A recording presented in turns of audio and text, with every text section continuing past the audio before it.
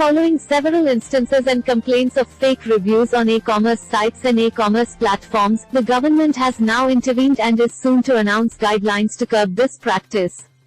The Department of Consumer Affairs under the Ministry of Consumer Affairs had formed a committee to submit a report in a month.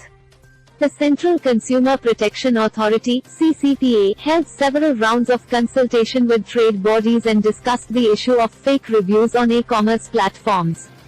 The committee submitted its report to the government on July 26 and the legal framework is likely to be issued by the government on July 31.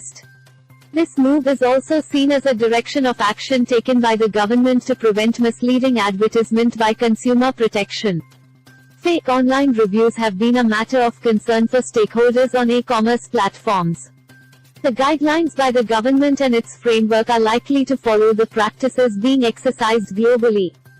The Central Consumer Protection Authority officials held meetings with the Advertising Standards Council of India and other stakeholders, like trade bodies including FICCI and key and e-commerce stakeholders as well.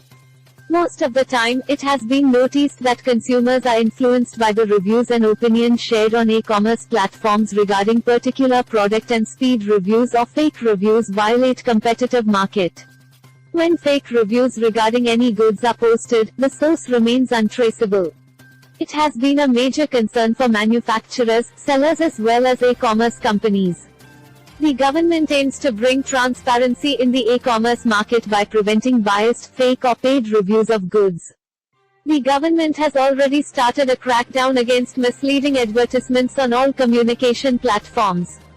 The Consumer Protection Authority had an earlier crackdown against e-commerce companies in October 2021, asking sellers offering goods or services through a marketplace commerce entity to provide all relevant details about the goods and services offered for sale by the seller, including country of origin, necessary for enabling the consumer to make an informed decision at the pre-purchase stage. Action by CCPA was against the violation of country of origin on e-commerce platforms last year. This year, the Central Consumer Protection Authority issued 119 notices that included misleading and unfair trade practices.